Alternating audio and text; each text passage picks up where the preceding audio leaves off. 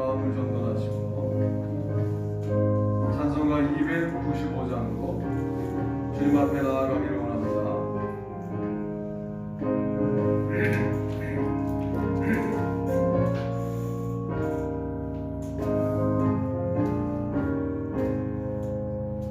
큰 죄에 빠진 나를 주 예수 건지사 그 넓은 품에 다시 품으시는 애는 저 바다보다 깊고 저 하늘보다 높다. 그 사랑 영원토록 나 찬송하리라. 날로 더욱 귀하다. 날로 더욱 귀하다. 한이 없이 넓은 우리 주의 사랑 날로 더욱 귀하다. 옛날에 유대 땅에 주 예수 다닐 때 그 은혜 받으려고 큰 무리 모였네. 눈먼 자 병든 자를 다 고쳐주셨으니 나 같은 죄인까지 그 은혜 받도다. 날로 더욱 귀하다. 날로 더욱 귀하다. 한이 없이 넓은 우리 주의 사랑 날로 더욱 귀하다. 주 크신 사랑으로 많은 백성 위하여 그 십자가의 고난 다 바르셨으니 그 속죄 받은 성도 큰 소리 함께 높여 온 천지 울리도록 주 찬송하리라. 날로 더욱 귀하다. 날로 더욱 귀하다. 한이 없이 넓은 우리 주의 사랑 날로 더욱 귀하다. 하나님은 영이시니 예배하는 자가 영과 진리로 예배할지니라. 아멘.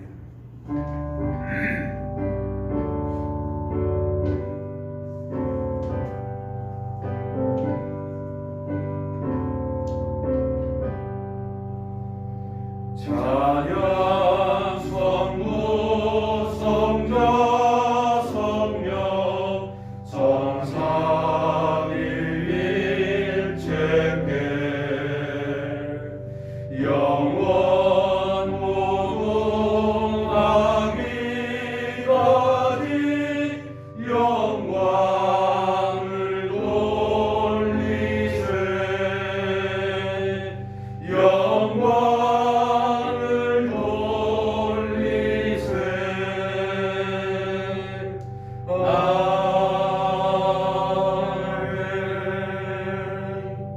사도신경을 암송하심으로 신앙 고백을 하나님께 올립니다. 전능하사 천지를 만드신 하나님 아버지를 내가 믿사오며 그의 아들 우리 주 예수 그리스도를 믿사오니 이는 성령으로 잉태하사 동정녀 마리아에게 나시고 본디 빌라도에게 고난을 받으사 십자가에 못 박혀 죽으시고 장사한 지 사흘 만에 죽은 자 가운데서 다시 살아나시며 하늘에 오르사 전능하신 하나님 우편에 앉아 계시다가 들어서 산자와 존재를 심판하시리라. 성령을 믿사오며 거룩한 공의와 성도가 서로 교통하는 것과 죄를 사하여 주시는 것과 몸이 다시 사는 것과 영원히 사는 것을 믿사옵나이다. 아멘. 부동문 117번. 광야와 메마른 땅이 기뻐하며 사막이 백합화같이 피어 즐거워하며 무성하게 피어 기쁜 노래로 즐거워하며 레바논의 영광과 갈멜과 사론의 아름다움을 얻을 것이다. 그것들이 여호와의 영광 곧 우리 하나님의 아름다움을 보리로다. 너희 약한 산소를 강하게 하며 떨리는 무릎을 굳게 하며 겁내는 자들에게 이르기를 굳세어라 두려워하지 말라. 보라 너희 하나님이 오사 보복하시며 갚아주실 것이다. 하나님이 오사 너희를 구하시리라 하라. 그때 맹인의 눈이 밝을 것이며 못 듣는 사람의 귀가 열릴 것이며 그때 저는 자는 사슴같이 뛸 것이며 말 못하는 자의 혀는 노래하리니 이는 광야에서 물이 솟겠고 사막에서 시내가 흐를 것입니다. 뜨거운 사막이 변하여 못이 될 것이며 메마른 땅이 변하여 원천이 될 것이며 승냥이 눕던 곳에 풀과 갈대와 부들이 날 것이며 거기에 해로가 있어 그 길을 거룩한 길이라 일컫는 바 되리니 다 같이요. 깨끗하지 못한 자는 지나가지 못하겠고 오직 구속함을 입은 자들을 위하여 있게 될 것이다. 아멘. 다 자리에 앉겠습니다. 편함장로님 기도 인도하시겠습니다.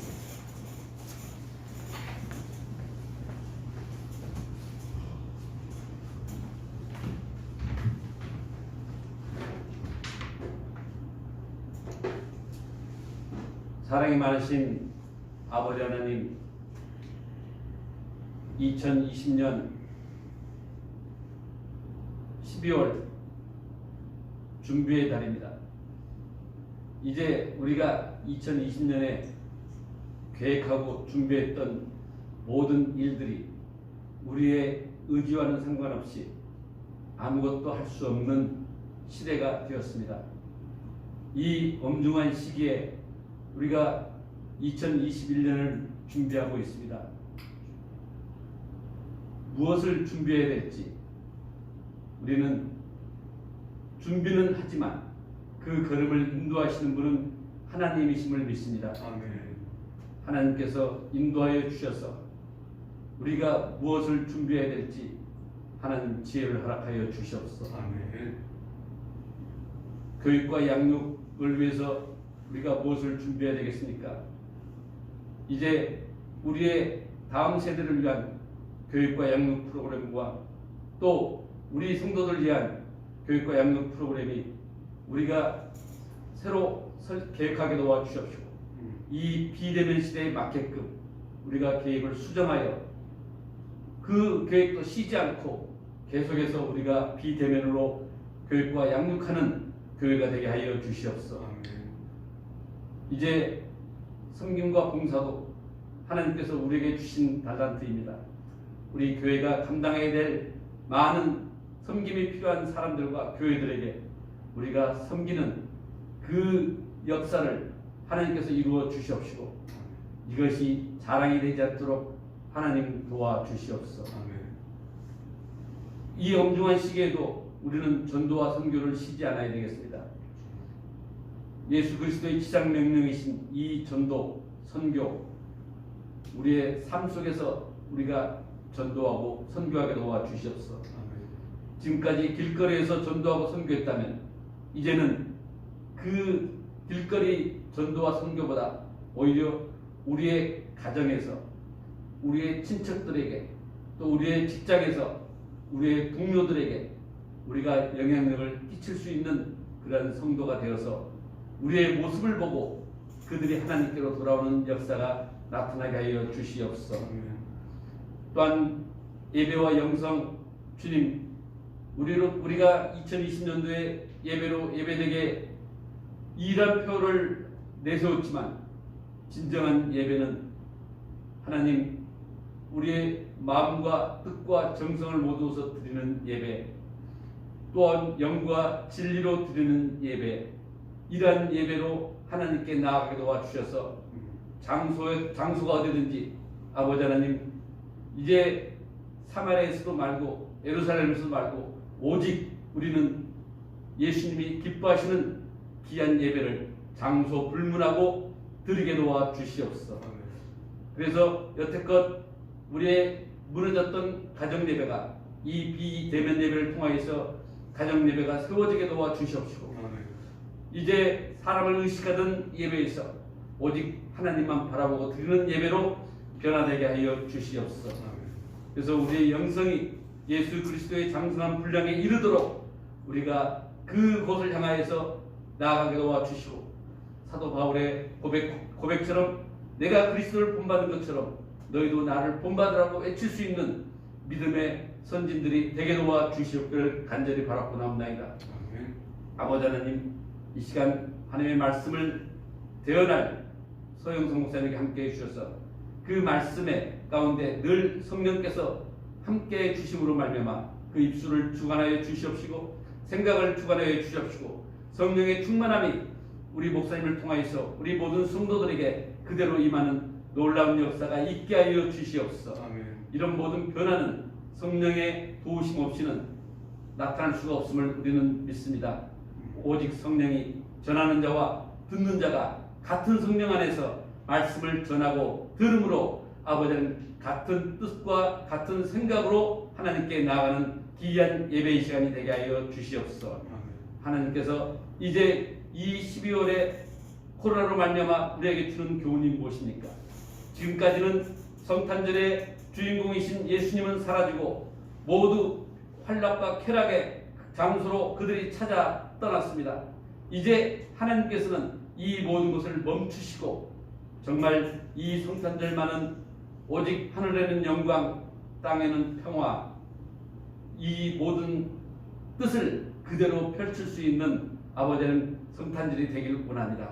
그래서 정말 고요하고 거룩한 밤이 되어서 많은 사람들이 예수님만 생각하는 그러한 성탄절이 되길 바라고 나오며 그리스도 예수 이름으로 기도하옵나이다. 아멘.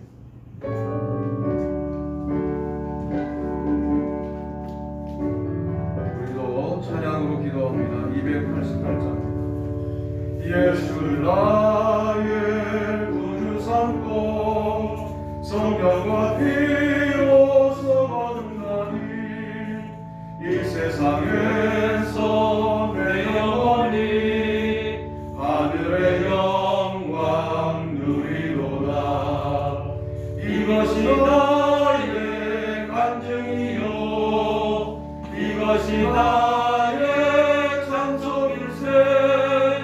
나 사는 동안 끊임없이 구주를 찬송하리로다.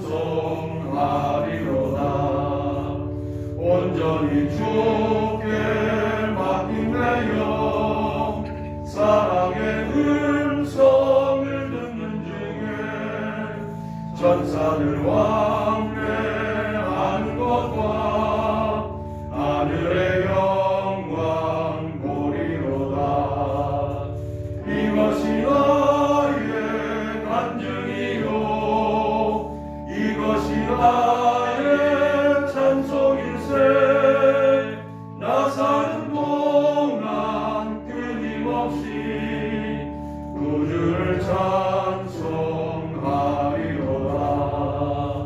주 안의 기쁨 누림으로 마음의 풍랑이 잔잔하니 세상과 나는 간 곳 없고 구속한 조난 보이도다. 이것이 나의 간증이요 이것이 나의 찬송일세. 나 사는 동안 끊임없이 구주를 찬송하리로다.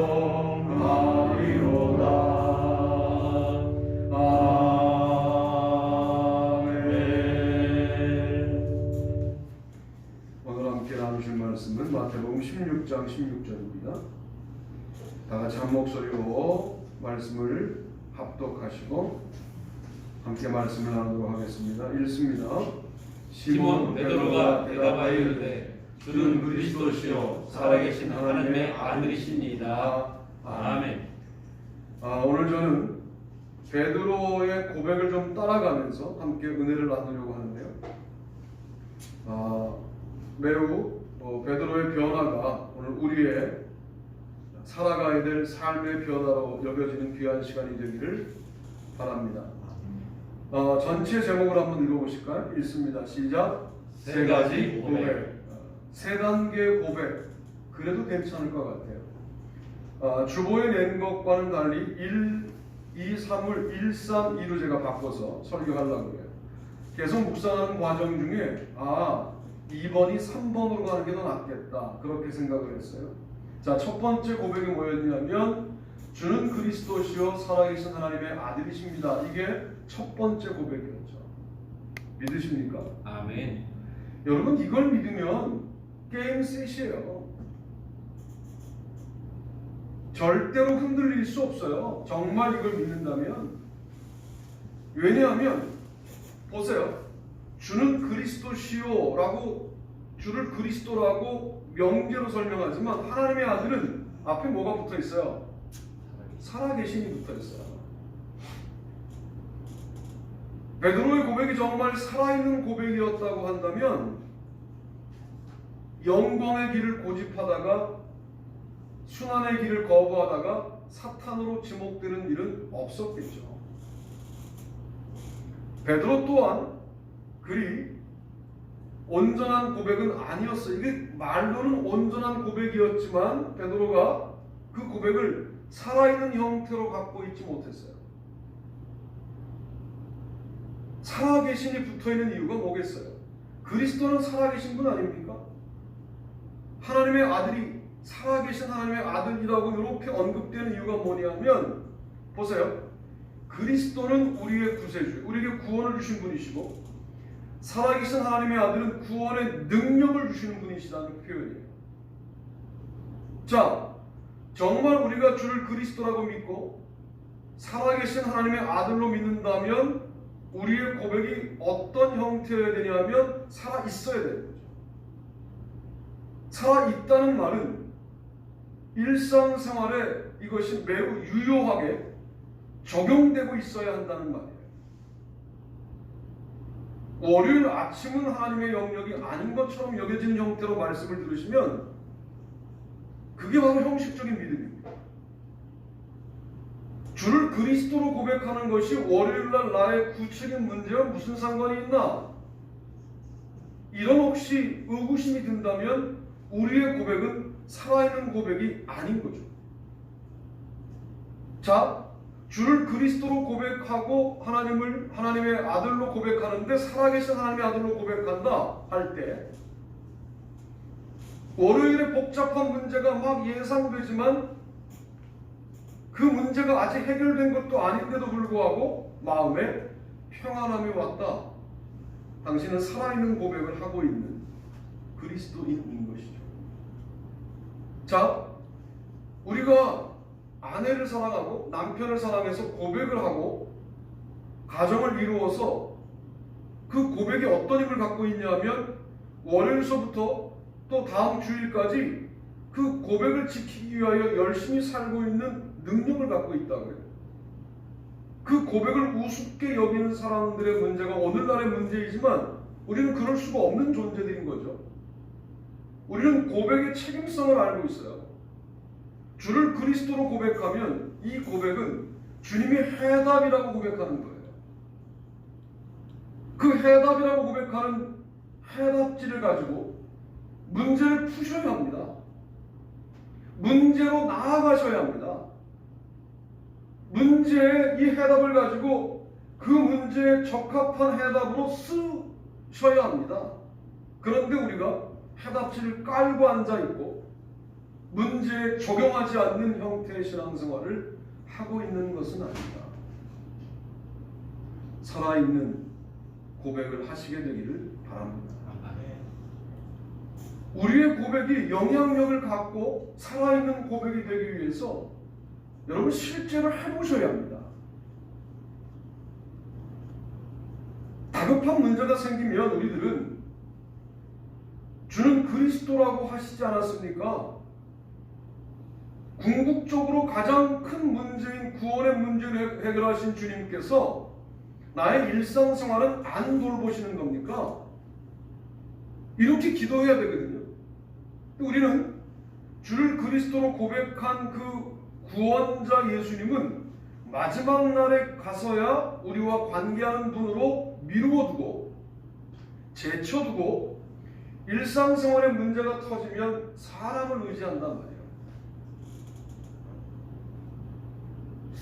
하늘에서 주님은 그거 내가 해결할 수 있는데, 그러면 강권적으로 역사하실 때도 있지만 대부분은 인격적인 그분은 인격적인 초청과 환대와 환영이라고 하는 통로를 통하여 우리의 삶에 개입하시기 때문에 우리가 그분을 인격적으로 초청하지 않는데 강권적으로 들어오는 경우는 인생에 몇 번 없어요. 그래서 우리가 핍절을 경험하고, 그래서 우리가 삶의 무료함을 또 삶의 어려움을 경험하고 있다면 참 답답하시지 않을까? 그리스도이신 그분의 입장에서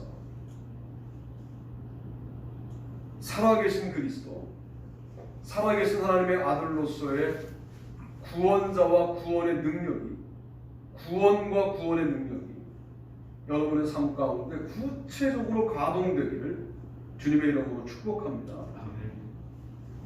여러분, 코로나가 우리를 본질적으로 고민하게 만들잖아요.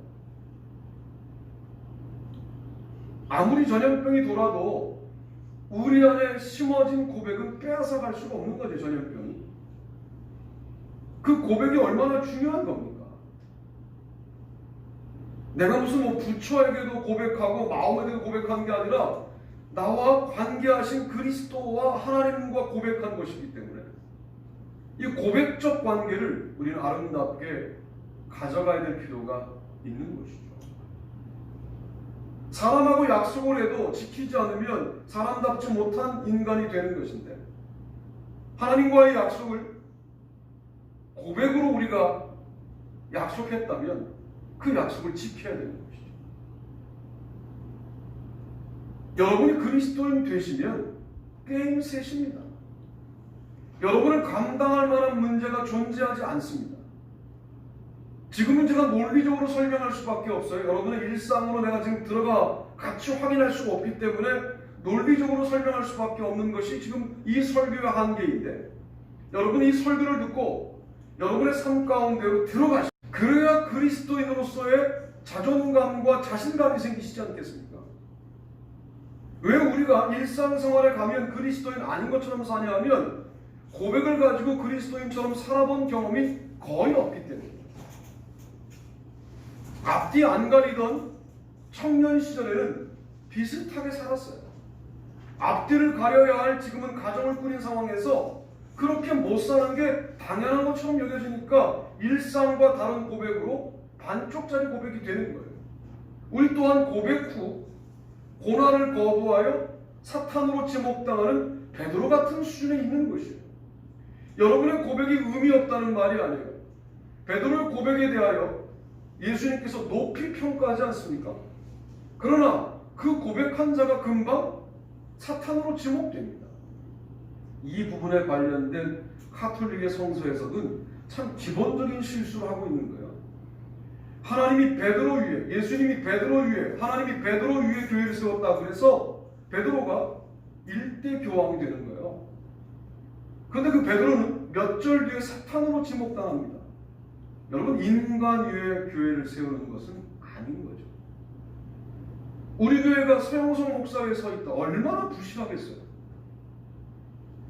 웃으라고 한 얘기는 웃어야 돼요.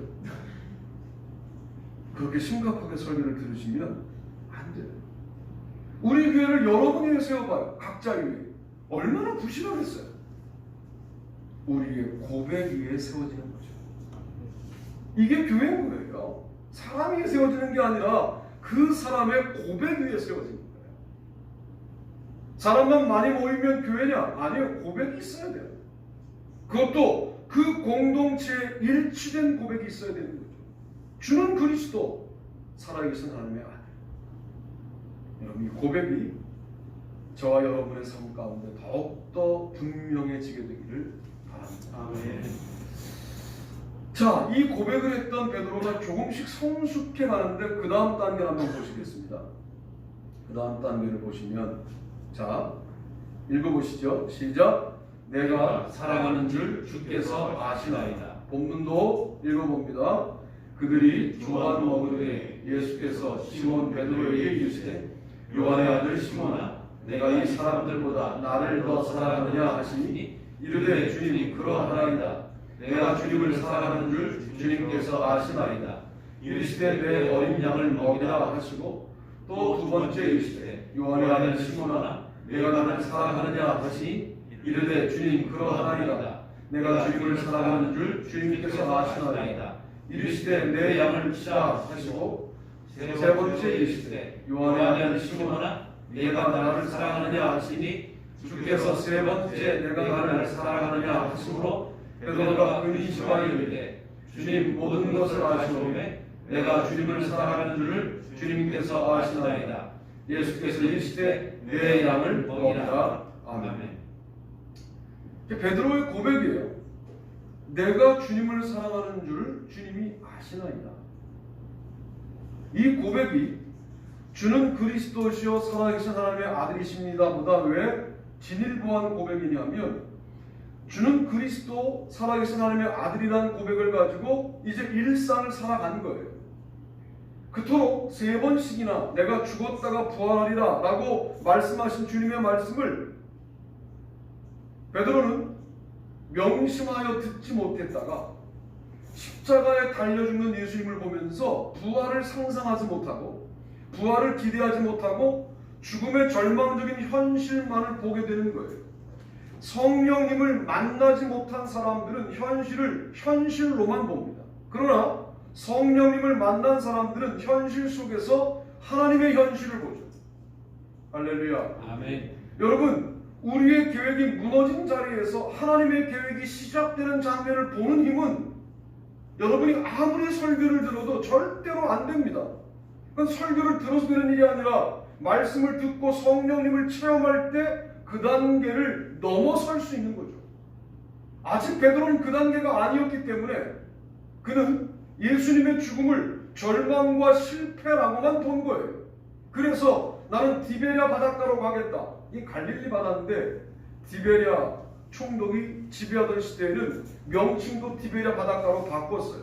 그래서 요한복음이 공간복음서보다는 나중에 기록되었다는 증거가 이 디베랴 바다라고 하는 것으로 설명이 가능합니다. 난 디베랴로 가겠다. 그러니까 많은 사람들이 따라갑니다. 영향력이 있었던 베드로가 그 영향력을 잘못 사용하는 것이죠. 여러분, 여러분의 영향력을 잘 사용하셔야 합니다. 선한 데 사용하셔야 합니다.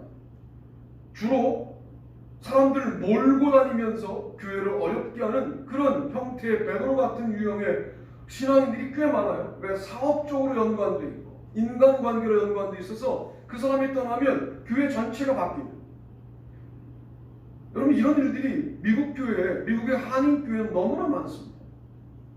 제 후배 목사는 하룻밤 자고 났더니 20명 교인이 300명이 된 거예요. 어떻게 그런 일이 가능하냐? 옆에 교회에서 280명이 왔어요. 그런데 그 다음 주에 갈 수 있다는 생각 때문에 늘 불안했대요. 그럴 수 있잖아요. 그래서 280명을 300명 포함해서 20명 포함해서 300명을 계속 제자 훈련을 시켜서 그 교회에 정착할 수 있도록 만들었다는 거예요. 인간은 모두 약해요. 십자가를 보면 다 끝났다는 생각을 가장 먼저 할 수밖에 없어요. 이게 나와 상관이 없는 예수님의 십자가, 그러니까 야, 그걸 보고 그 부활을 말씀하신 예수님의 말씀을 기억을 못해? 그 베드로 돌대가리군, 이렇게 말씀하시면 안 돼요. 그게 나의 현실로 다가왔을 때는 문제가 달라요. 그 십자가가 나의 고난으로 다가왔을 때 누가 자신할 수 있어요? 남의 고난일 때는 객관적으로 분석들 하죠. 그까짓 걸 못 이기냐고. 그런데 이게 나의 문제로 다가올 때는 만만한 문제가 아닌 거예요, 사실은. 설교하는 입장에서는 그까짓 거 못 이기냐고 할 수 있지만 설교하는 나에게도 그런 문제가 다가오면 아는데 지배를 받아요. 그러니까 나의 믿음이 아는데 멈춰 있었다는 것을 절망을 만나보면 알게 되는 거죠. 왜? 그 절망에 대해서 분명 해석을 알고 있어요. 이 절망이 절망으로 끝나지 않고 부활의 영광으로 갈 것이다. 그걸 알고 있어요. 언젠가는 나는 모르고 하나님만 하신다. 다 알고 있는데 나의 문제는 적용이 안 되는 거예요. 이게 적확한 우리들의 수준인 것이죠. 베드로 또한 그랬다는 거예요. 성령님을 만나기 전이라. 그런데 예수님이 오셔서 조반을 해 먹이시고 물었던 질문이 뭐냐면, 나는 이 질문이 매우 핵심적인 질문이고 여러분께도 던지는 핵심적인 질문이라고 생각해요. 너 아직도 나를 사랑하느냐? 라고 묻는 거예요.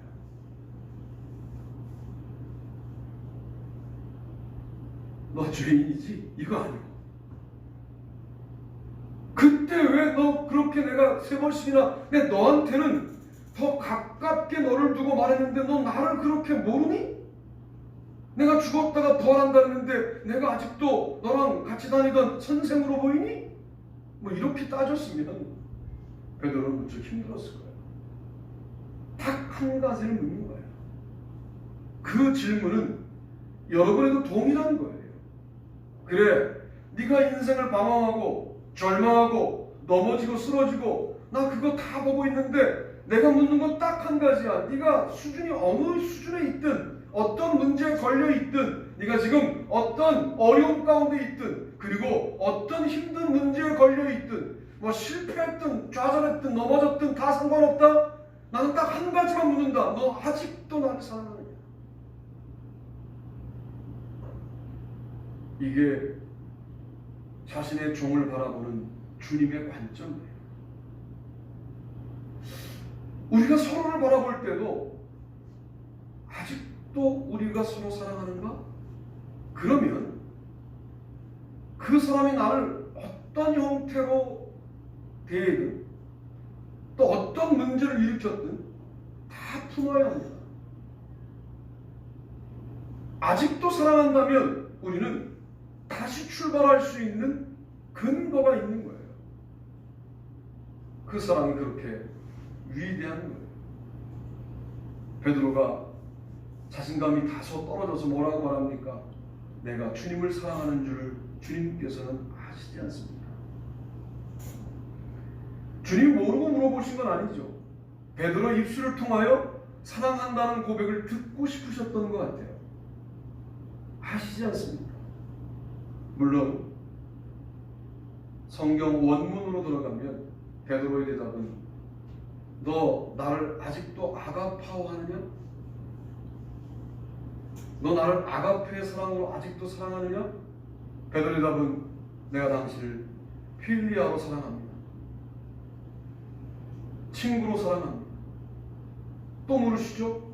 너 아직도 나를 아가페로 사랑하느냐? 무조건적 사랑으로 사랑하느냐? 베드로, 지속적으로 당신을 필리아로 사랑합니다. 주님이 수준을 낮춰버리죠? 너 그러면 나를 필리아로 사랑하느냐? 질문이 바뀐지도 모르고 베드로는 필리아로 사랑합니다 라고 말을 하는 장면이에요. 그래, 너의 사랑이 나의 수준이 아니어도 괜찮다. 이런 말이죠. 너의 사랑이 뭐 십자가에 죽는 대단한 사랑이 아니어도 괜찮다. 어쨌든 네가 나를 친구로 사랑하든 나를 위하여 죽을 수 있을 것만큼 사랑하든 어차피 나를 사랑한다면 나는 그만하면 됐다. 너에게 공로를 묻거나 너에게 업적을 묻거나 너에게 어떻게 살았는가라고 하는 삶의 내용을 묻지 않겠다. 그저 나를 사랑한다면 너 출발할 수 있게, 새 출발할 수 있게 내가 너에게 권위를 실어주겠다 라고 말씀하시는 거예요. 예수님을 향하여 정말 사랑합니다 라고 말할 수 있는 성도가 되시기를 바랍니다. 아멘. 여러분, 사랑에는 책임이 따라요. 사랑하면 무조건 좋을 것 같은 때가 10대, 20대. 20대 후반쯤 되면 스스로 알아요. 사랑했기 때문에 책임질 일들이 많다는 거예요. 그런데 사랑하기 때문에 그 책임이 고단하지 않아요. 하나님을 사랑해서 하는 일들이 고단하다면 사랑을 점검해야 되는 거죠. 베드로에게 주님 뭐라고 그러세요?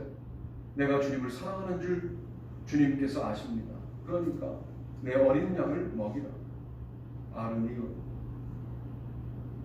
두 번째 질문을 또 하시는 이유가 있어요. 내 양을 치라. 프로바티온. 장년양. 세 번째 질문을 또 하시는 이유가 있어요. 내 양을 먹이라. 프로바톤. 노년양. 사실은 수준 높은 고백을 하고 있지도 못한 베드로에게 주님은 자신의 양떼 전부를 맡긴다는 말이에요. 이거를 세대로 구분하여 어린 양, 청년 양, 장년 양, 노년 양까지 전부를 맡기시는 거예요. 자격도 없는 베드로에게. 여러분에게 주님이 어떤 사명을 맡기실 때 너니까 특별해서 맡긴다? 하나님 입장에서는 그럴 수 있을 수 있어요. 우리가 해석할 때 내가 이 사명을 맡은 나이기 때문에 이 사명과 동일한 사명을 맡지 않은 사람보다 나는 우월하다? 참 유치한 관점인 거죠. 제가 여러분보다 우월하다? 아니에요. 우리는 모두 사명자로 동일한 거예요. 저의 사명은 교회를 담임하고 외부에 집회를 하고 대학에서 강의를 하고 하는 것이 사명일 뿐이고, 여러분은 여러분의 삶의 영역에서 회사에 출근해서 하는 모든 일들도 사명감으로 감당하셔요. 거기가 내가 파송된 선교지라고 이해해야 돼요. 이런 이야기를 하도 많이 들어서 이제는 그렇게 생각하는 것처럼 착각하세요. 그러나 그렇게 살지 않아요. 세상 사람과 어울려 지내요. 얼마나 좋습니까? 이 조그만 교회에 여러분들이 전국을 다니는 분들이 많아요. 그거 나이 먹으면 어려워요.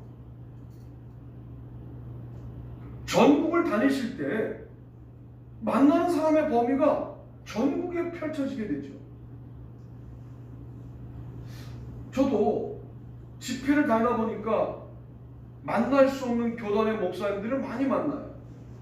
고신측 교단 목사님은 거의 목회자 모임에서 만날 수 없는 저와 전혀 다른 세계를 사는 분들이라고 이해했는데, 부산에 집회만 가면 전부 고신측 목사님들인데 참 좋은 분들이 많아요. 그 중에 조 아무개 목사님은 어디로 이동만 하면 저를 불러가지고 만나요. 청소년에 미친 사람이에요.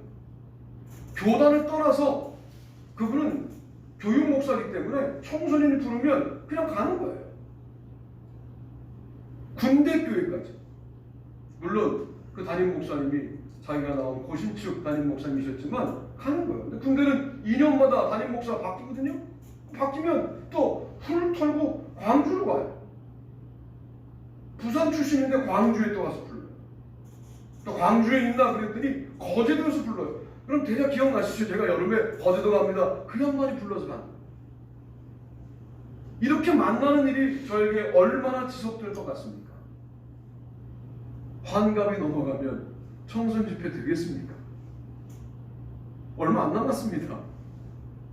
그러면 다니면서 우리는 선한 영향력을 펼치는 것이죠. 이게 주님이 맡기신 양떼를 잘 섬기는 일이다 라고 말씀을 드릴 수 있어요. 요즘은 집회가 불가능한 시대인데 오늘은 가평 장로교회에서 청년부 집회를 오라고 그러는 거예요. 이게 8월 말서부터 밀어서 지금까지 왔는데 주중에 하려니까 안 되는 거예요. 그러니까 부목사님이 머리를 쓰셔서 주일날 청년부 예배 때 하겠다. 20명은 가능하다. 우리 청년부가 20명이 안 된다. 이거거든요. 그 장로교회는 대표적인 가평의 큰 장로교회인데 청년부가 20명이 안 되는 거죠. 청년들이 난리가 난 거예요, 사실. 근데 청년 사역자가 많지 않아요. 그래서 제가 이 설교를 마치고는 거기에 가야 되는데, 그것도 오늘 설교에 비추어서 나에게 맡기신 양떼들을 그 시간만큼은 최고의 꼴로 먹여야 된다 라고 하는 책임감을 가지고 가는 거죠. 아침에 눈 내리는 걸 보면서 주님 왜 저를 시험에 들게 하십니까? 그렇게 기도했는데 우리 아들이 그러더라고요. 아빠 날씨가 따뜻해서 다 녹았어요. 걱정하지 말고 다녀오세요. 저보다 믿음이 좋은 거예요. 여러분 정말로 주님을 사랑하면 그 어떤 절망에서도 일어설 수 있습니다. 여러분 베드로가 느낀 절망감 같은 절망감을 느껴보신 적이 있나요? 예수님 한 분에게 인생을 걸었는데 그분이 십자가에 달려 돌아가시는 장면을 보면서 다 끝났다. 예수님은 다 이루었다라고 말했지만 베드로는 다 끝났다고 여기는 그런 감정에서 다시 출발해 본 적이 있나요? 그 출발점에서 주시는 하나님의 은혜는 뭐냐면 너 아직도 나를 사랑하냐? 그것만 확인된다면 내가 너에게 나의 모든 걸 맡기겠다. 예수님의 양떼는 예수님의 모든 것이잖아요. 그것을 그 베드로에게 맡겨요. 이게 사명이에요. 우리가 추후에 진행되는 장면을 보면 베드로가 정말 주님의 양떼 전부를 맡았을까? 그러나 사명이라는 것은요, 내가 일하는 범주하고 상관없어요. 주님께서 우리에게 전부를 맡기셨다라고 하는 절박한 마음으로 이 일들을 감당해 나가는 게 사명을 감당하는 것이지, 남들이 볼 때 아 저희는 큰일이야, 폼나는 일이야, 이런 것들을 주로 찾아서 하려고 하는 것은 절대로 사명과 관련이 없어요. 극동방송에 제가 교목할 때, 설교 녹음하러 갈 때 즐겁게 가죠. 이게 뭐 흔히 경험할 수 있는 경험이 아니었으니까요. 그러나 그 설교를 따로 준비하느냐? 그렇지 않아요. 주일을 했던 설교들 중에 약간 질서를 잡아서 8분짜리로 만들어서 가져가는 거거든요. 그리고 모든 설교를 제가 고개를 들고 하지 않았어요. 어떤 건 원고에 집중해서 읽었다고요. 그 중에 한두 설교 정도가 제가 고개를 들고 이미 집회에서 했던 설교를 8분으로 요약해서 했기 때문에 고개를 들고 설교했겠죠. 나는 나도 모르게 그렇게 한 거죠. 그리고 10수년이 지났어요. 주님이 일하시는 거예요. 우리와 이제 친하게 지낼 수 있는 PD가 그 말씀에 은혜를 받았다라고 나중에 피드백이 오면서 우리 교회랑 연결이 되기 시작하게 만드시는 거예요. 제가 한 번도 찾아간 적이 없습니다. 여러분, 주님이 일하시는 것은 여러분의 마음가짐이 주님의 전부를 지금 맡았다라고 하는 절박한 마음으로 이 일들을 감당해 나가는 매우 사람들이 볼 때 조그만 일들, 그게 결코 작은 일이 아닌 것은 주님이 이 자그만 먼지 같은 일을 가지고도 우주를 포괄할 수 있는 하나님이시기 때문에 우리가 그 일들을 주님을 사랑하는 마음으로 감당해야 된다는 것. 그게 바로 베드로의 고백의 발전이었습니다. 베드로의 마지막 고백을 한번 제가 함께 또 살펴보려고 합니다. 자, 읽습니다. 시작. 내게 있는 것으로 내게 이르노니 나사렛 예수 그리스도의 이름으로 일어나 걸으라. 베드로가 이르되 은과 금은 내게 없거니와 내게 있는 이것을 내게 이르노니 나사렛 예수 그리스도의 이름으로 일어나 걸으라 하고 아멘. 이거에 관련해서 사실은 고백으로 보기보다는 능력 행사로 봐야 한다. 맞습니다. 그러나 여기에 고백이 들어가 있죠. 예수 그리스도의 이름은 날 때부터 걷지 못하던 자를 걷게 할 수 있다라고 하는 신앙 고백이 들어가 있고, 그 고백은 이제 더 이상 베드로에게 있어서 안에만 있는 고백이 아니라 본인의 입술을 통하여 고백되고 그 고백이 적용돼야 될 구체적인 약한 사람에게 적용되어 그의 문제에 개입하여 일으키는 데까지 작용하고 있는 겁니다. 자, 주는 그리스도로 출발하여 살아계신 하나님의 아들로 출발하여 사탄으로 제목당했던 불행했던 어려움, 또 부활을 약속했던 주님의 부활을 믿지 못하여 디베레 바닷가로 도망갔던 베드로를 찾아오셔서 아직도 주님을 사랑합니다는 고백을 듣고 난 다음에 맡았던 양떼들, 거기까지는 성령을 받기 이전이어서 베드로가 능력을 행사할 수 없는 수준이었어요. 그런데 드디어 사도행전 3장에 오게 되면 성령님을 체험하고 난 다음이죠. 오순절 사건이 2장에 진행되면서 베드로가 성령님을 만나고 나니까 예수 그리스도의 이름이 약한 자를 일으켜 세우는 능력이라는 사실을 굳건히 믿게 되고, 이것은 삶에 완전히 흡착된 능력이 된 것이죠. 고백이 능력이 되는 거예요.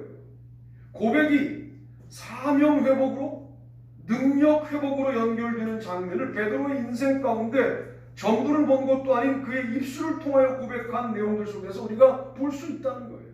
그러니까 우리의 고백은 입술로 말하는 단계에 머물러 있느냐, 좌절했는데 아예 주님을 떠났느냐, 다시 주님을 사랑합니다 고백하고, 그리고 예수 그리스도 이름으로 걷지 못하는 자를 일으켜 세우는 데까지 나아가야 한다 하는 말씀을 드리는 거예요.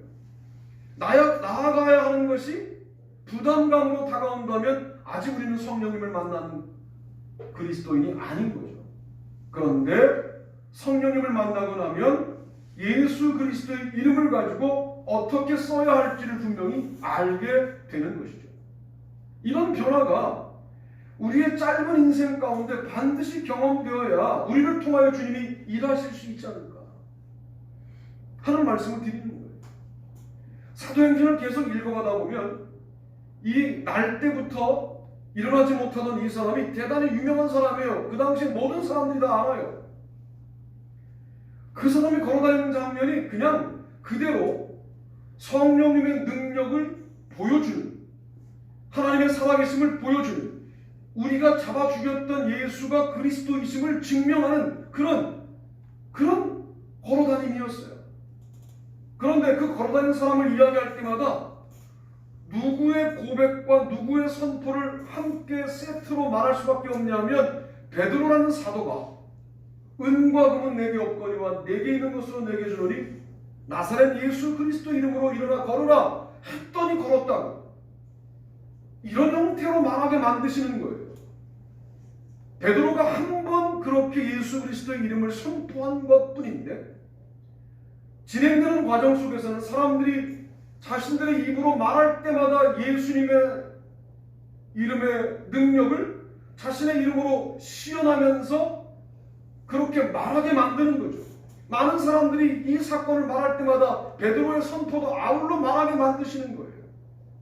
이런 형태로 베드로는 유명해지기 시작했고, 예수 그리스도의 이름이 능력이라는 사실을 아맘리의 사람들이 인정하기 시작했다가, 드디어 베드로가 설교를 시작하자 3,000명, 5,000명이 회개하는 놀라운 역사가 일어나게 된 것이죠.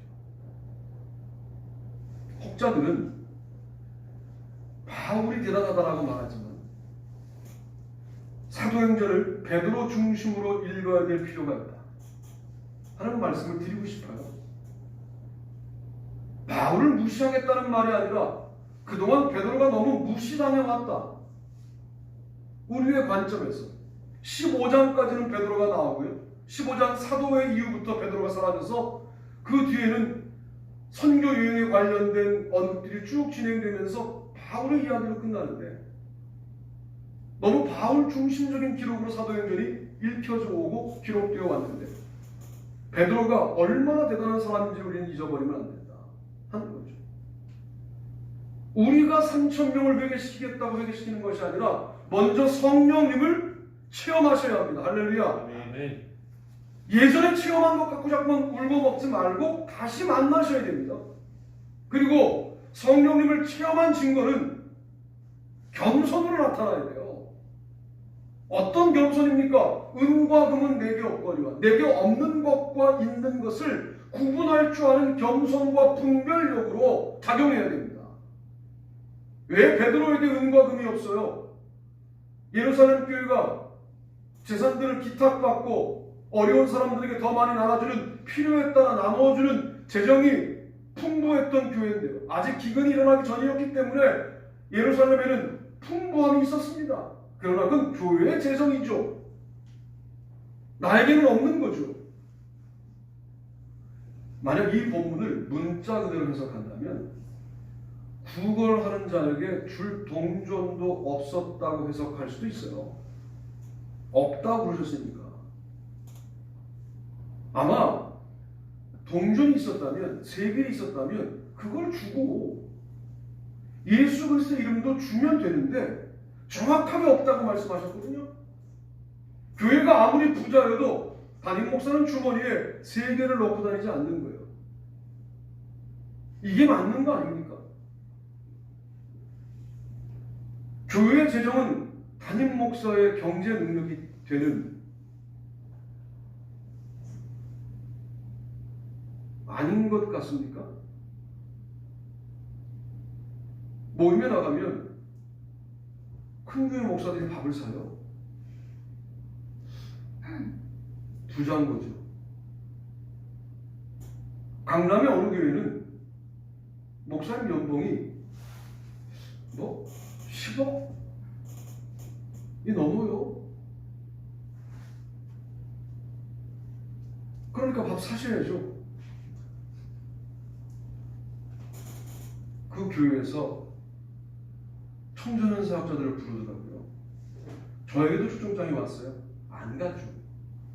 잘 안 가요, 저는. 그런데 그 뒤에 보니까 그 교회 청소년 담당 목사들이 전국 단위 집회에 나오기 시작해요.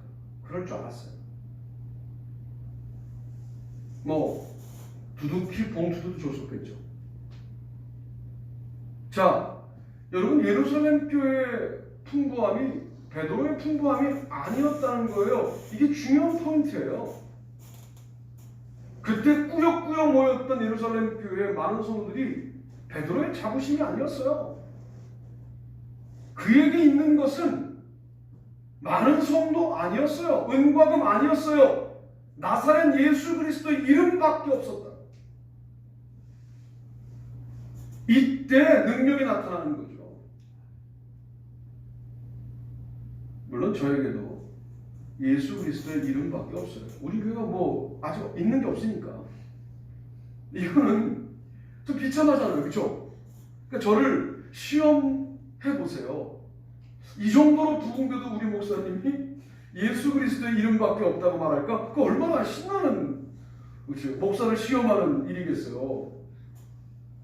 제가 시험에 들까봐 여러분 지금 부흥 안 하고 계신 거잖아요. 빨리 부흥하세요.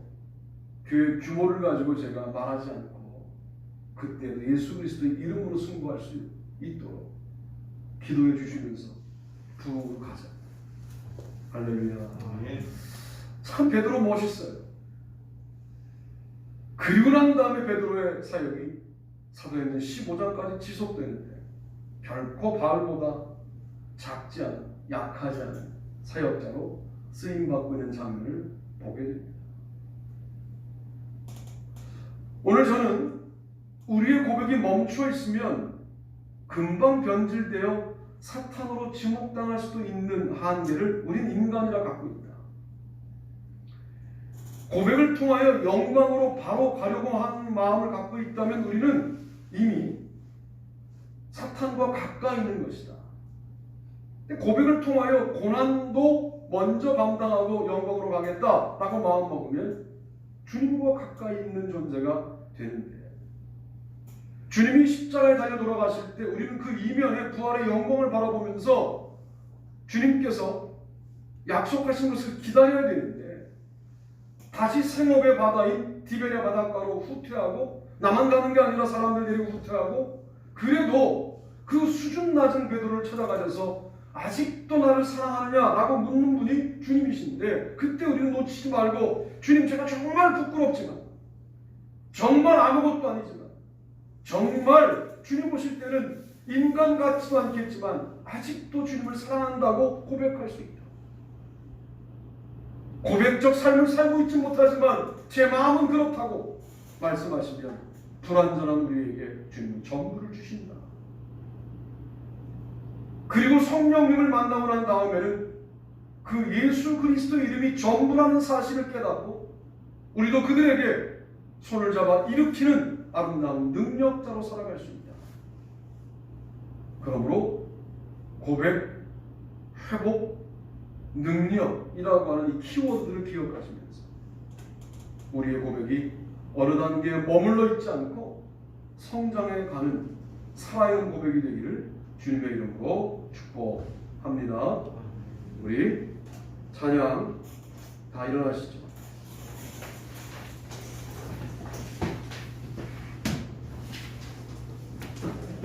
(292장) 찬송하시면서 준비하신 예물을 바치시고요. 제가 축도함으로 예배를 마치겠습니다.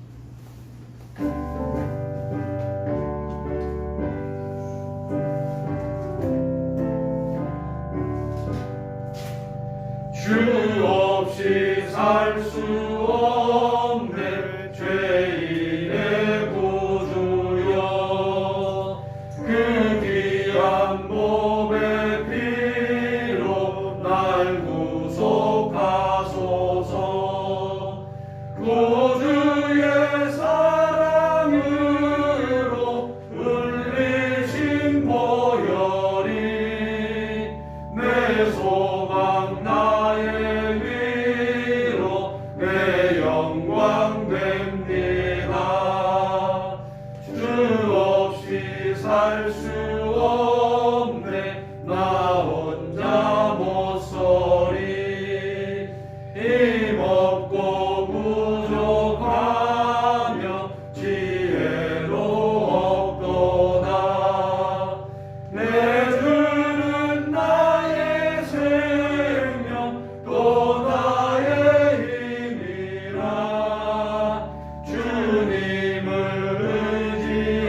의지하여 지혜를 얻으리 주 없이 살 수 없네 내 주는 아신다 내 영의 깊은 간구 마음의 소원은 주밖에 나의 마음이 알아주리요 내 마음 위로하사 평온케 하시네 주 없이 살 수 없네 세월이 흐르고 이 깊은 고독 속에 내 생명 끝나도 사나운 풍랑일 때 날 지켜주시니 내 곁에 계신 주님 늘 힘이 됩니다.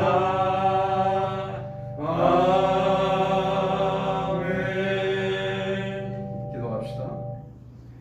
이제는 우리 주 예수 그리스도의 은혜와 하나님 아버지의 무한하신 사랑하심과 성령님의 감화 감동 교통 내조를 충만케 하시는 놀라운 역사가 예물을 바치며 정성을 다한 주님의 모든 백성들 머리 위에 지금부터 영원토록 함께 하시옵기를 간절히 축원하옵나이다.